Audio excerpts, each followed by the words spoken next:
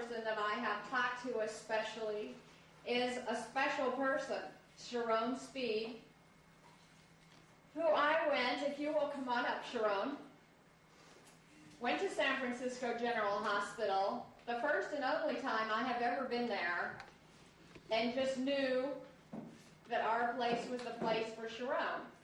To even get the opportunity to come speak in front of you today is quite overwhelming, I guess you could say. A little bit nervous, so if you can just bear with me, I'll probably skip around a bit. We know you can do this. We've seen you in action. I guess first I'd like to tell you a little bit about what happened and sort of my accident. I went to work one day and it was real strange to me. I'd never obeyed the orders of my boss before. And, 26th February, I said, I should just start today. Wrong day to start listening to boss. I got a call to go do this job. I was a roof loader. And went out to San Francisco. And we had a big 44-foot conveyor. And, normally we climb a ladder to the roof and throw all the material on the roof and, get it done. This one day, the conveyor jammed up, and there was no way to get on the roof. And so I called in, and they said, well, why don't you just climb the conveyor? Being the nice guy that I am, I guess, I said, all right, and got to the top and got the first load off. And as I got back on, something happened. I was about 44 feet in the air, and the conveyor swung towards the power line. Hitting the power lines, I got electrocuted by a 12,000-volt line. And luckily, I slid down to the next peg and on the conveyor, and I grabbed on. And by the time I grabbed on, it swung back, and I got electrocuted again.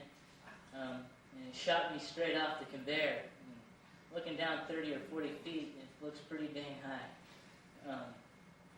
Anyway, while I was laying there on the ground, I just remember thinking, man, I hope it's not my time to go. And I'm really grateful to God that it wasn't. As far as support groups go, I got a great family. They showed up today. They showed up so often while I was in here. It's amazing to me, really. And it's amazing how tight you can feel with somebody after this. And I love my family a lot, and I'm grateful to them. As you can see, I finally moved to a single crutch, getting strength back in the legs. Mainly, I'd like to take this opportunity, especially to thank my therapists, my primary therapists, Diane, Susan, and Barbara. It really took me in, got me motivated and said, this is where we're going and this is how we're going to get it done. And they really did that to me. I have nothing but love for the people here at Guardian. It was like the best decision I, as well as I think my family, have ever made. And I think it's this time. Thanks.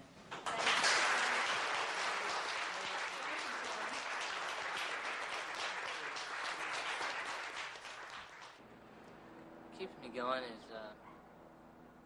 I have one of those built-in mechanisms that I never want to give up on myself. Especially when I know, in my heart and mind that it's something I can do.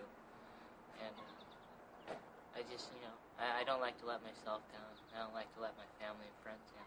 So that was my drive. And, my main drive was my son.